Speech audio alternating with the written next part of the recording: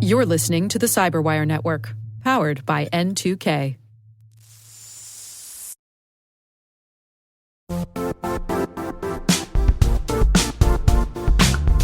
From phishing to ransomware, cyber threats are constant. But with NordLayer, your defense can be too. NordLayer brings together secure access and advanced threat protection in a single, seamless platform. It helps your team spot suspicious activity before it becomes a problem by blocking malicious links and scanning downloads in real time, preventing malware from reaching your network. It's quick to deploy, easy to scale, and built on zero-trust principles, so only the right people get access to the right resources. Get 28% off on a yearly plan at nordlayer.com/cyberwiredaily with code CyberWire-28. That's nordlayer.com/cyberwiredaily, code CyberWire-28. That's valid through December 10th, 2025.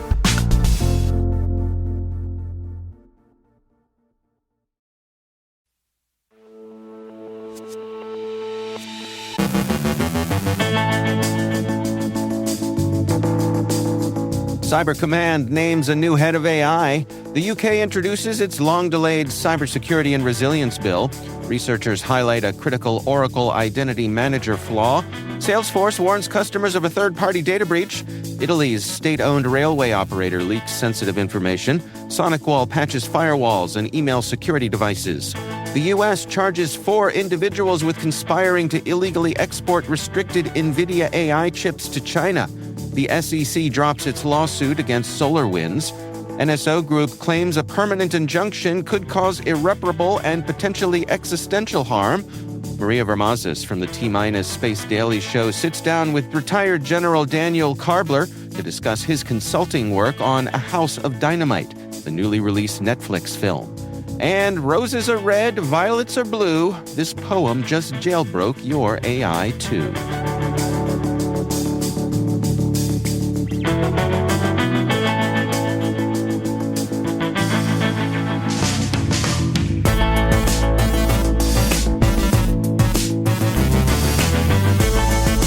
It's Friday, November 21st, 2025. I'm Dave Bittner, and this is your CyberWire Intel Briefing.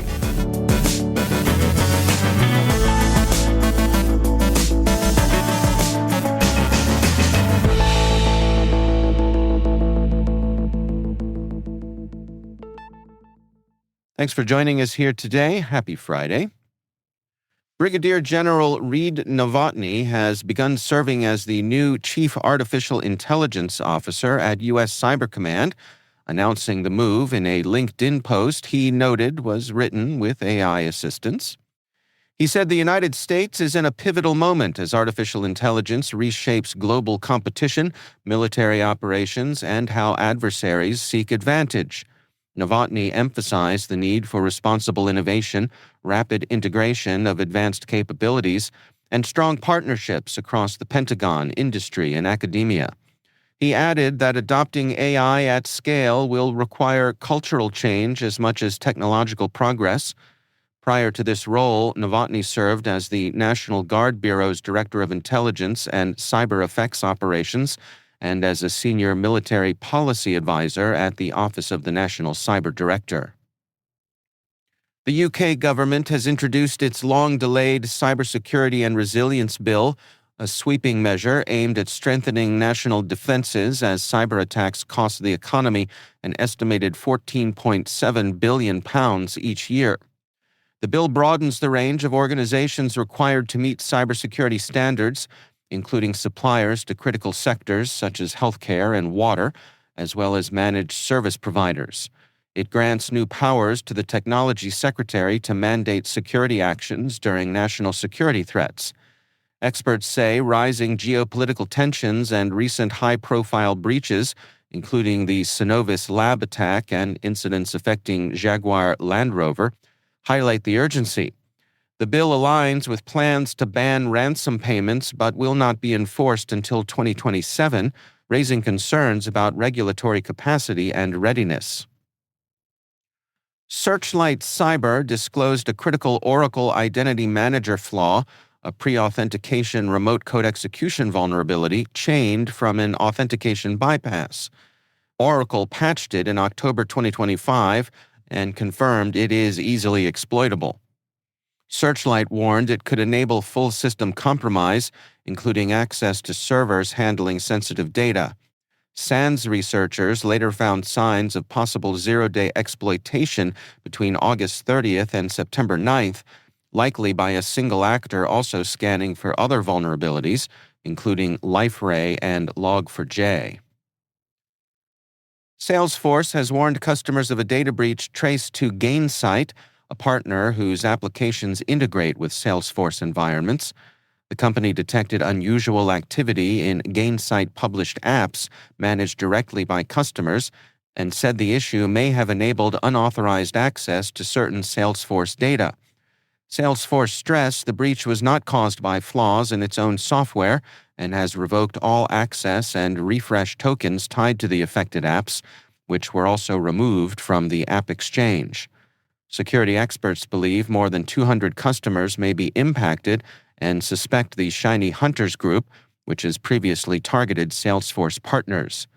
The incident highlights growing supply chain risks, echoed by IBM's 2025 breach report noting high costs, rising prevalence, and long detection times for third-party compromises. Data from Italy's state-owned railway operator Ferrovie dello Stato Italiane, which I'm sure I just butchered, was leaked following a breach at its IT provider Almaviva. A threat actor claimed to have stolen 2.3 terabytes of recent and highly sensitive material, including internal FS documents, strategic plans, defense-related contracts, employee and passenger data, financial records, and information tied to multiple subsidiaries. Almaviva confirmed the cyber attack on its corporate systems and said some data was taken, though critical services remained operational. The company activated its incident response procedures and notified Italian authorities, including the Public Prosecutor's Office and the National Cybersecurity Agency. Evidence that the documents extend into the third quarter of 2025 suggest the breach stems from a new intrusion rather than reuse of data stolen during Almaviva's 2022 compromise.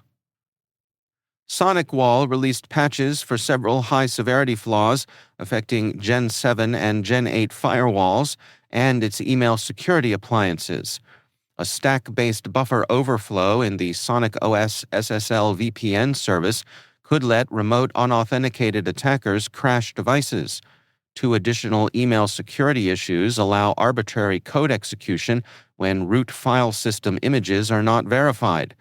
Fixes are available, and customers are urged to restrict SSL VPN access until updated. SonicWall says there's no evidence of exploitation. 4 individuals in the U.S. have been charged with conspiring to illegally export restricted NVIDIA AI chips to China. Prosecutors say the group used shell companies, falsified paperwork, and routed shipments through Malaysia and Thailand to evade export controls imposed in 2022. A Tampa firm, Janford Realtor LLC, allegedly served as the front for the operation. 2 shipments succeeded, sending 400 NVIDIA A100 GPUs into China, while law enforcement blocked 2 others involving H100-powered supercomputers and 50 H200 GPUs. The defendants allegedly never sought required licenses and received nearly $3.9 million from China to fund the scheme. Officials describe the case as part of a broader effort to disrupt illicit pipelines for advanced U.S. AI hardware. The defendants face up to 20 years in prison. The SEC has dropped its 2023 lawsuit accusing SolarWinds and its CISO of misleading investors about weak cybersecurity practices. The agency offered no explanation beyond saying the move was discretionary. SolarWinds called the dismissal a vindication, noting industry concerns about the case's chilling effect on security leaders. The decision follows a 2024 ruling that rejected most SEC claims as speculative. The suit had focused on disclosures before and after the Russian-linked 2020 breach that compromised major companies and U.S. government agencies. NSO Group is asking a federal court to pause the permanent injunction, blocking it from targeting WhatsApp while it appeals, arguing the order would cause irreparable and potentially existential harm. In a new filing, the company says the injunction would force it to destroy code that cannot be recovered, halt lawful sales of its Pegasus spyware to government customers, and leave competitors unrestricted. NSO also argues the order conflicts with the Computer Fraud and Abuse Act, which exempts authorized U.S. law enforcement and intelligence activity. The company claims a stay is in the public interest because Pegasus supports counterterrorism and criminal investigations, noting the injunction would bar any future U.S. government use.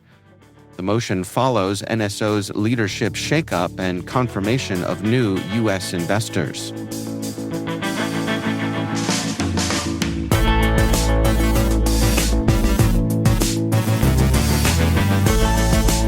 Coming up after the break, Maria Vermazes speaks with General Daniel Karbler discussing his consulting work for A House of Dynamite. And roses are red, violets are blue. This poem just jailbroke your AI too. Stick around.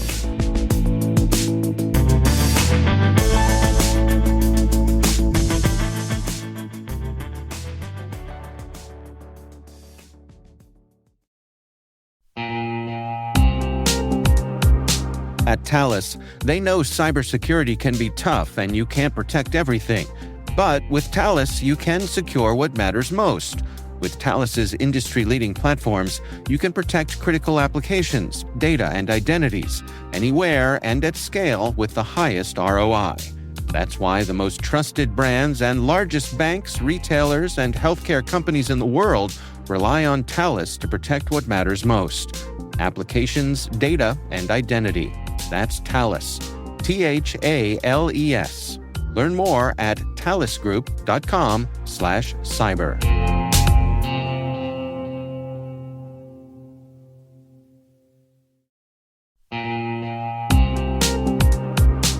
Ever wished you could rebuild your network from scratch to make it more secure, scalable, and simple?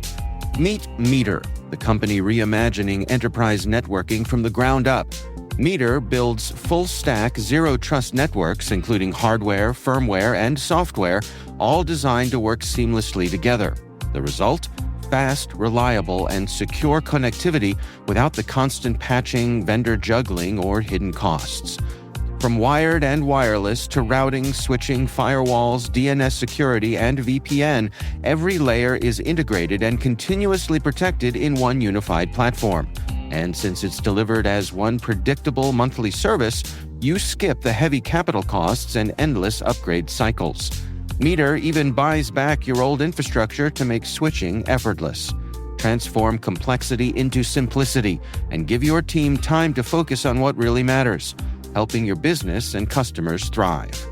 Learn more and book your demo at meter.com/cyberwire. That's METER.com/cyberwire.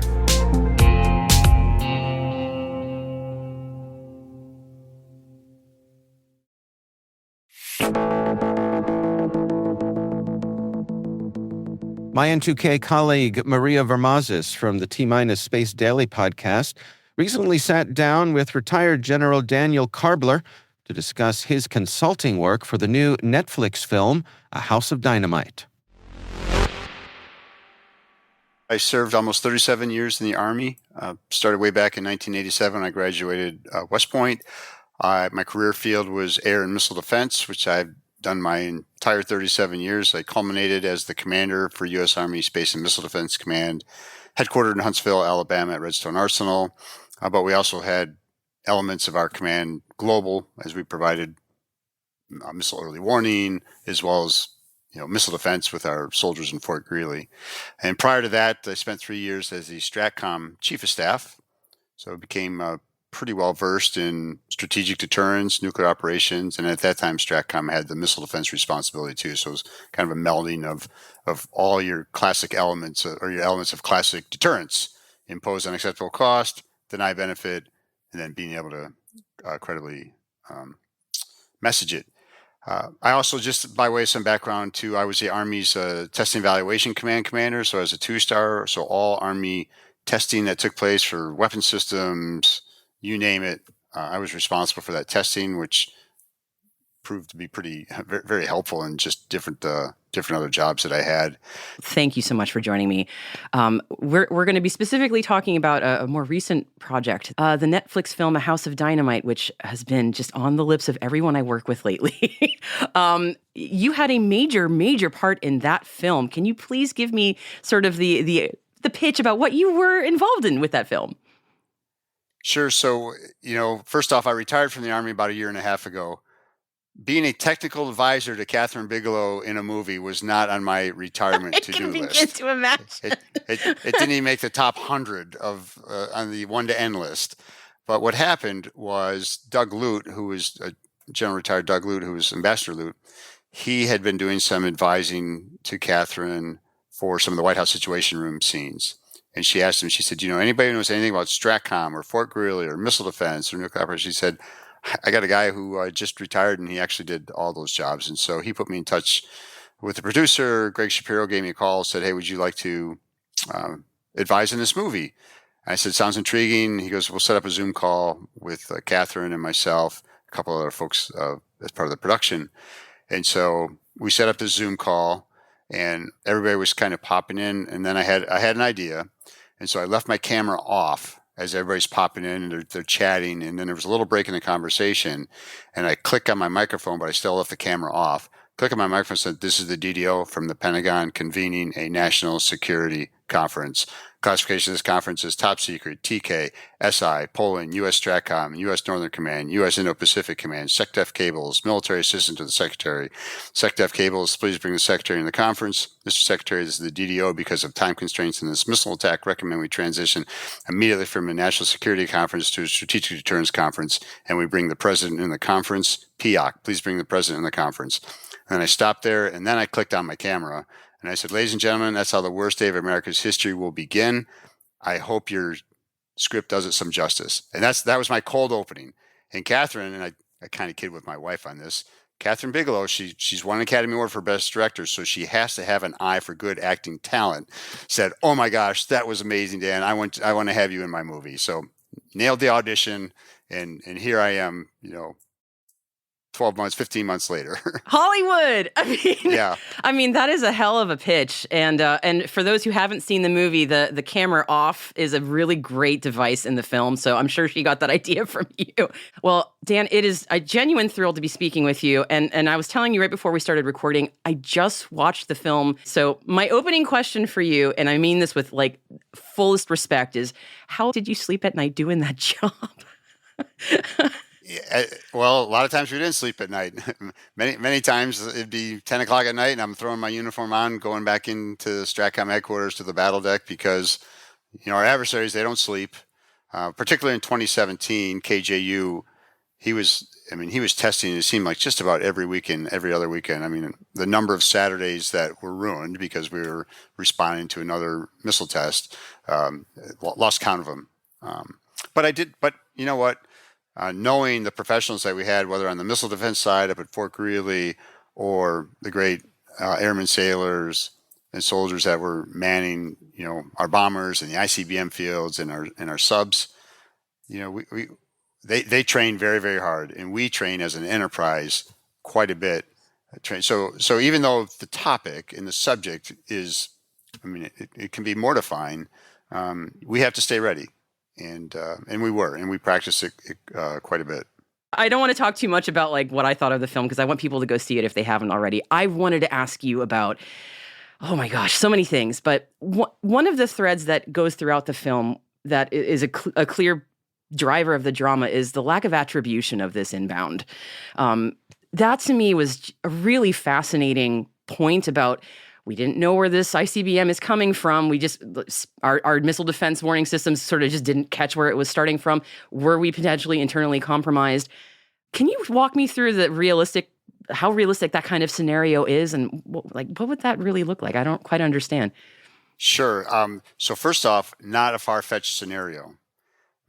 Before I came into Stratcom, and just before before John Hyten took command of Stratcom, Ash Carter, who was the Secretary of Defense, did a no-notice exercise. Now, I don't want to say no notice like all of a sudden we just saw nuclear missiles being shot at us and we didn't know what was going on. But he basically said on morning, he said, we are going to do a nuclear operations conference right now. And he started it. And he started it with an unattributed missile launch from the Pacific because he wanted to see how everybody would react. Now this brought in the entire cabinet and as well as, the military that, NMCC all the way to Stratcom and all of our components. And so, as you might expect, the military swung to action and went through our processes, procedures. The civilian side was a little rusty. I'll charitably say they're a little rusty. Cabinet members weren't in place, did not have the right communications set up to be able to dial into the conference. Some of the principals, didn't have a good understanding with their strike advisor and what the strike advisor was to do for them. With as they see in the movie, the Nuclear Decision Handbook, and so it was a good exercise to have because people needed to practice. Ash Carter made it complicated by having a missile that was non-attributed. Now, why he did it that way, I could speculate that he didn't want to vilify is not the right word, but he didn't want to make an enemy known. Oh, look at the Secretary of Defense just made China the aggressor on his own exercise. He must really be against China, right? So it kind of left it vague, kind of sort of like how the movie did too. No real villain in the movie identifiable because you can broaden the discussion then. It's too easy to just say, well, it was Russia or it was China or it was North Korea. And then the discussion gets very narrow, and Catherine didn't want to do that. She wanted to keep the discussion very broad. Now, when you look at the actual attribution and, why did it happen that there was an attribution? So Gabe Bassel's character, Jake Barrington, Deputy National Security Advisor, who is the most unlucky, harried staff guy in the government. I'm sure you cannot relate. Yeah.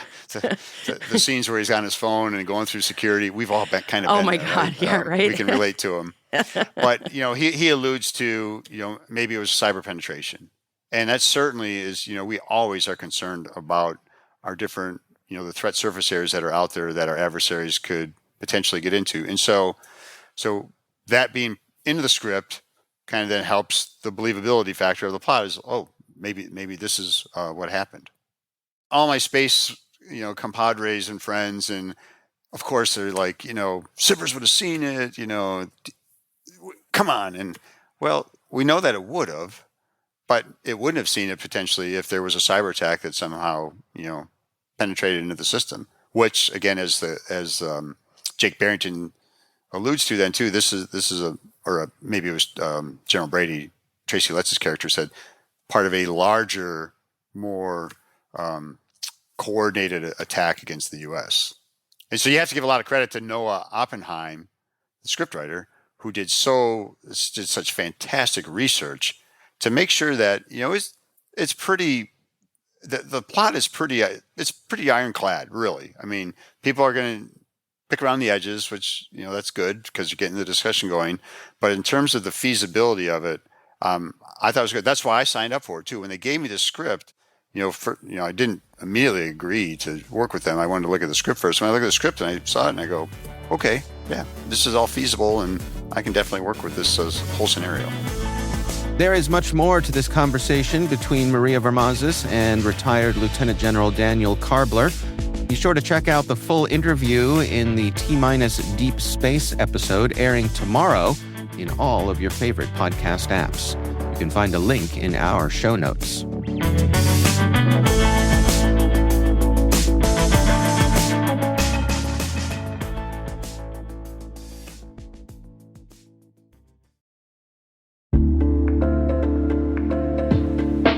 What's your 2 a.m. security worry? Is it, do I have the right controls in place? Maybe, are my vendors secure? Or the one that really keeps you up at night, how do I get out from under these old tools and manual processes? That's where Vanta comes in. Vanta automates the manual work so you can stop sweating over spreadsheets, chasing audit evidence, and filling out endless questionnaires. Their trust management platform continuously monitors your systems, centralizes your data, and simplifies your security at scale. And it fits right into your workflows, using AI to streamline evidence collection, flag risks, and keep your program audit ready, all the time. With Vanta, you get everything you need to move faster, scale confidently, and finally, get back to sleep. Get started at vanta.com/cyber. That's VANTA.com/cyber. Hi, I'm here to pick up my son Milo. There's no Milo here. Who picked up my son from school? Streaming only on Peacock. I'm gonna need the name of everyone that could have a connection. You don't understand. It was just the 5 of us. So this was all planned. What are you gonna do? I will do whatever it takes to get my son back. I honestly didn't see this coming. These nice people killing each other. All Her Fault. A new series streaming now only on Peacock.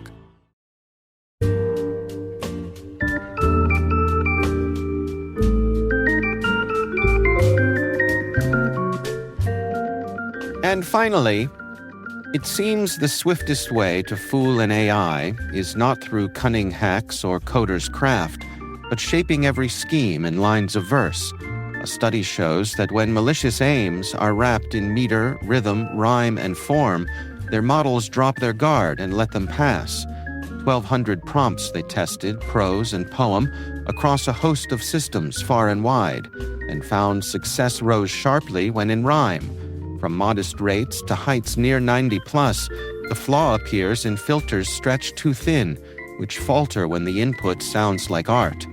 Those smaller models held their footing best, their larger kin proved weak to lyric charm. So let this stand as fair and wry advice.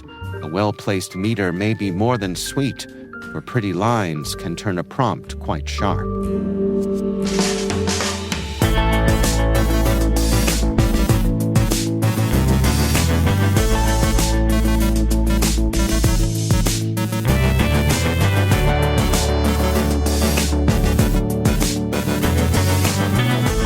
And that's the CyberWire. For links to all of today's stories, check out our daily briefing at thecyberwire.com. Be sure to check out this weekend's Research Saturday and my conversation with Alex Berninger from Red Canary and Mike Wiley from Zscaler.